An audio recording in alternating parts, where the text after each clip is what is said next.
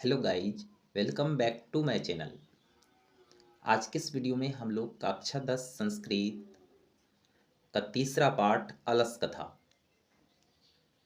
तो आइए हम लोग पढ़ते हैं अलस कथा के प्रश्न एवं उनके सटीक उत्तर। इसके पहले हमने अलस कथा पाठ से रिलेटिव संपूर्ण हिंदी अर्थ को पढ़ा दिया है। अगर आप इस वीडियो नहीं देखे हैं तो डिस्क्रिप्शन में लिंक दिया हुआ है, वहाँ से आप वीडियो देख सकते हैं। आज हम लोग पढ़ने वाले हैं अलस कथा पाठ का प्रश्न उत्तर, जो बोर्ड एग्जाम के लिए काफ़ी इम्पोर्टेंट है। अगर आपको यह वीडियो अच्छी लगे तो चैनल को सब्सक्राइब कर लें ताकि अगले वीडियो का नोटिफिकेशन सबसे पहले आपको मिले। तो चलिए प्रश्न की ओर चलते हैं। प्रश्न है अधोलिखिता नाम प्रश्नानाम उत्तराणि वदत, अर्थात नीचे लिखे प्रश्नों के उत्तर बोलो। यहाँ बोलना नहीं है, सुनना है। तो पहला प्रश्न है इयं कथा कस्मात् ग्रंथात् उद्धृता अस्ति। यह कथा किस ग्रंथों से उद्धृत है? तो यह कथा किस ग्रंथ से उद्धृत है? पुरुष परिच्छेदी नामक ग्रंथ से लिया गया है अलस कथा का। तो इनका आंसर होगा इयं कथा पुरुष परिच्छेदी ग्रंथात् उद्धृता अस्ति। अगला प्रश्न है अस्या कथायां कस्य महत्वं वर्णितम अस्ति। यानी कि इस कथा का अस्यां कथाया इस कथा में कस्य महत्वं वर्णितम अस्ति, किसके महत्व का वर्णन है? तो मानव गुणानाम, यानी इस कथा में अलस कथा में मानव के गुणों का महत्व का वर्णन है।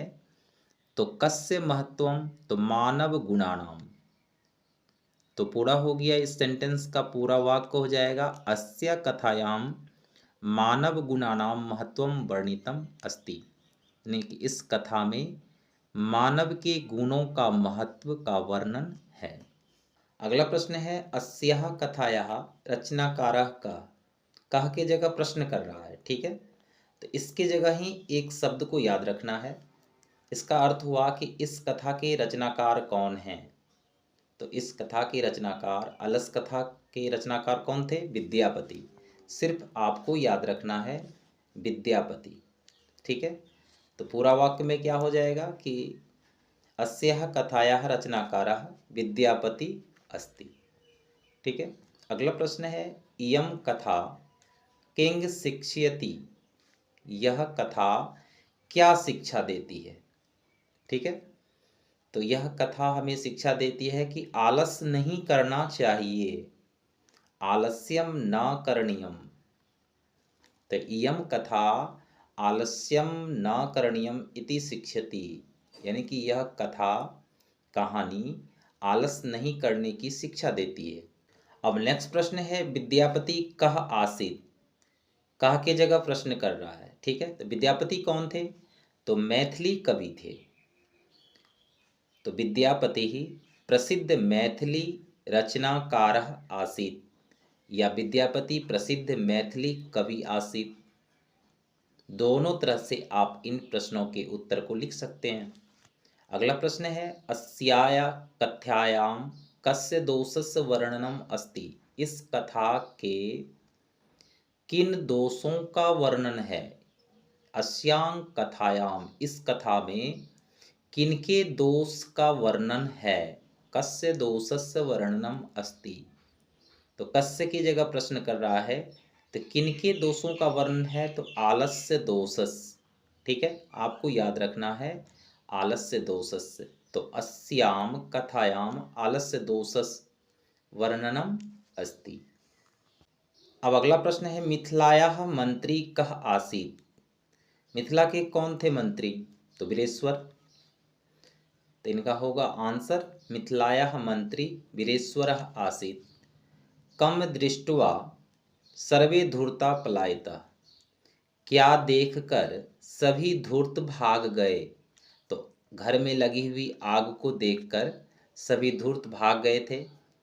तो अग्निदाहम दृष्ट्वा आग लगी हुई देखकर सर्वे धूर्ता पलायिता, सभी धूर्त भाग गए।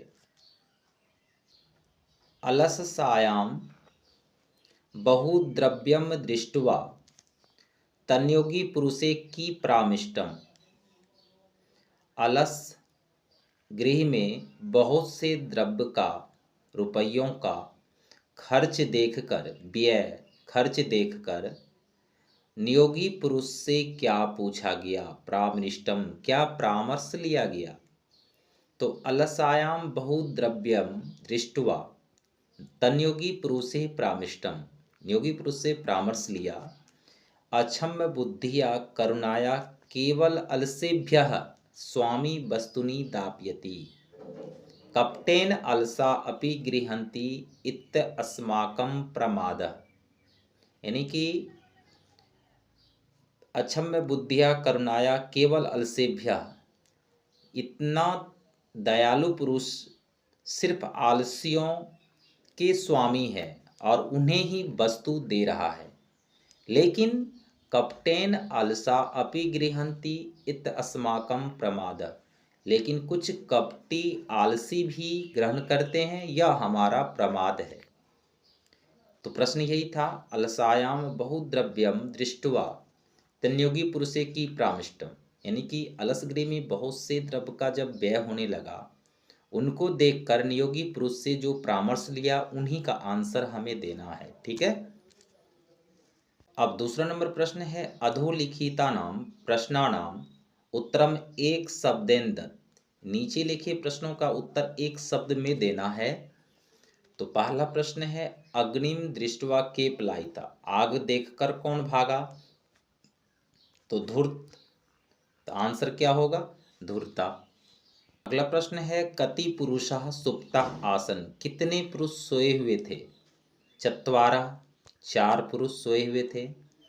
एकः पुरुषः किम अवदत्, एक पुरुष ने क्या कहा। तो कहा था 4 आलसी में एक आलसी ने क्या कहा, अहो कथमयम कोलाहल, अरे ये कैसी कोलाहल है।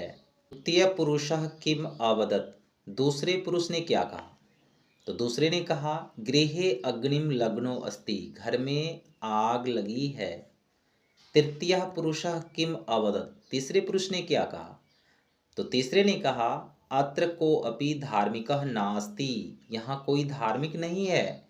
यह इंदानिम जलाउद्रसोभिः कोटनस्मान आच्छादयति, यानी कि यहाँ कोई जल से भरा जल या कंबल उसको आग पर ढक दे या रख दे। तो तृतीय पुरुष ने यही कहा था। अगला प्रश्न है, चतुर्थ पुरुषः किम अवदत्, चौथे पुरुष ने क्या कहा, चौथे आलसी ने क्या कहा। तो चौथे ने कहा, तुष्णि कथम न तिष्ठत, और वीरेश्वर कह आसीत, वीरेश्वर कौन था। तो वीरेश्वर कौन था, मंत्री था, कहाँ का, मिथिला का। अगला प्रश्न है, तस्य स्वभाव कीदृशः आसीत, यानी कि वीरेश्वर जो मंत्री था उनका स्वभाव कैसा था। तो उनका स्वभाव दानशील था, दानी था, कारुणिकश्च, दयालु भी थे। अलसायाम सुखम दृष्ट्वा के कृत्रिम आलस्यम दर्शित्वा भोजनम गृहन्ति अस्म। अलसानाम सुखम दृष्टा, यानी कि आलसियों के सुख को देखकर, दृष्टवा देखकर, के कृत्रिम आलस्यम, कौन कृत्रिम आलस का भेष बनाकर भोजन ग्रहण करने लगे। तो कुछ गांव के धूर्त लोग थे, उन्होंने ही क्या किया था, कृत्रिम आलसी बनकर भोजन और वस्त्र ग्रहण करने लगा था। अब अलस कथा पाठ का हिंदी में 5 वाक्यों में परिचय देने के लिए अक्सर एग्जाम में पूछे जाते हैं, और इन अलस कथा पाठ से संबंधित जो हिंदी में कुछ प्रश्न और उत्तर होते हैं वह भी पूछे जाते हैं। तो आज उन्हीं में से पहला प्रश्न है, अलस कथा पाठ का 5 वाक्यों में परिचय दें। तो क्या है, तो अलस कथा पाठ के रचयिता कौन है, विद्यापति। ठीक है। और अलस कथा पाठ कहाँ से ली गई है, तो पुरुष परीक्षा नामक कथा ग्रंथ से ली गई है। तो यह पाठ विद्यापति द्वारा रचित पुरुष परीक्षा नामक कथा ग्रंथ से संकलित एक उपदेशात्मक लघु कथा है, और विद्यापति ने मैथिली, अवहट्ट तथा संस्कृत तीनों भाषा में ग्रंथ की रचना की है। और पुरुष परीक्षा में धर्म, अर्थ, काम इत्यादि विषयों से संबद्ध अनेक मनोरंजक कथाएं दी गई है। और अलस कथा में आलस के निवारण की प्रेरणा दी गई है। इस पाठ से संसार की विचित्र गतिविधि का भी परिचय मिलता है। अब अगला प्रश्न है, अलस कथा से क्या शिक्षा मिलती है? तो मैथिली कवि विद्यापति द्वारा रचित जो अलस कथा है, इनमें आलसियों के माध्यम से शिक्षा दी गई है कि उनका भरण पोषण सिर्फ करुणाशील व्यक्ति ही करता है। उसके बिना जो है आलसियों का भरण पोषण संभव नहीं है। तो आलसी काम नहीं करते, ऐसी स्थिति में कोई दयावान ही उनकी सहायता कर सकता है। और यह मानवों का बहुत बड़ा रोग है। आलस जो है मानवों का बहुत बड़ा रोग है। अतः क्या हमें आलस नहीं करना चाहिए, यही शिक्षा दी जाती है इस कहानी के माध्यम से कि हमें आलस नहीं करना चाहिए। अब नेक्स्ट प्रश्न है, अलस कथा का क्या संदेश है? तो अलस कथा का संदेश है कि आलस एक महान रोग है। आलसी का सहायक प्रायः कोई नहीं होता। जीवन में विकास के लिए व्यक्ति का परिश्रमी होना आवश्यक है। अगर आप जीवन में विकास करना चाहते हैं तो आपको परिश्रम करना ही होगा। आलस शरीर में रहने वाला महान शत्रु है, जिससे अपना, परिवार का और समाज का विनाश अवश्य ही होता है। यदि जीवन में विकास की इच्छा रखते हैं तब आलस्य त्याग कर उद्यम करना चाहिए। अलस कथा पाठ से हमें यही संदेश मिलता है। नेक्स्ट प्रश्न है, आलसी पुरुषों को आग से किसने निकाला? तो जब 4 आलसी पुरुष आग लगने पर भी घर से नहीं भागे, तब एक योगी पुरुष ने आकर उनके केसों को पकड़कर उन्हें ढकेलते हुए अर्थात घसीटते हुए बाहर किया। इस प्रकार आलसी पुरुष आग से बचे। अगला प्रश्न है, चारों आलसी पुरुष आग से किस प्रकार बचना चाहते थे? तो चारों आलसी पुरुष आग लगने पर भी जब घर से नहीं भागे, शोरगुल सुनकर वे जान गए थे कि घर में आग लगी हुई है। वे चाहते थे कि कोई धार्मिक एवं दयालु व्यक्ति आकर आग पर जल, वस्त्र या कंबल डाल दे, जिससे आग बुझ जाए और वे लोग बच जाए। तो इस प्रकार वह बोलकर आग से बचना चाह रहा था। अब नेक्स्ट प्रश्न है, अलस कथा पाठ के आधार पर लेखक के क्या विचार थे, स्पष्ट करना है। तो अलस कथा पाठ में लेखक विद्यापति ने अपने विचार को स्पष्ट करते हुए कहते हैं कि आलसी व्यक्ति बिना परिश्रम किए हुए जीवन व्यतीत करना चाहता है। दयालु व्यक्ति अर्थात कारुणिक व्यक्ति के बिना वह अपने को मौत से भी नहीं बचा पाता है। अतः आलस्य मनुष्य का शत्रु है। तब आलस्य त्याग कर उद्यम करना चाहिए। यही इस पाठ के माध्यम से लेखक का जो विचार था उन्होंने इस पाठ के माध्यम से स्पष्ट किया। अगला प्रश्न है, मंत्री वीरेश्वर के स्वभाव का वर्णन करें। तो मंत्री वीरेश्वर सरल स्वभाव के व्यक्ति थे। वे दानी और दयालु थे। वे गरीबों और अनाथों को इच्छा के अनुसार भोजन तथा वस्त्र देते थे। इसमें आलसी भी लाभान्वित होते थे। तो यही था कि मंत्री का, वीरेश्वर जो मिथिला के मंत्री थे, उनका स्वभाव कैसा था? तो बिल्कुल सरल स्वभाव के थे और वे दानी और दयालु भी थे। और करते क्या थे? तो गरीब और अनाथों को इच्छानुसार भोजन और वस्त्र देते थे। उन्हीं गरीब और अनाथों में आलसी भी उससे लाभान्वित होते रहते थे। अगला प्रश्न है, विद्यापति कौन थे? उन्होंने किस ग्रंथ की रचना की और अलस कथा में किस कहानी है?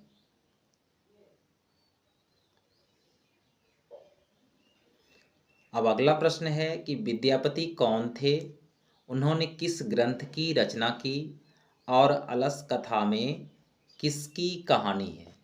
यह काफ़ी इम्पोर्टेंट प्रश्न है।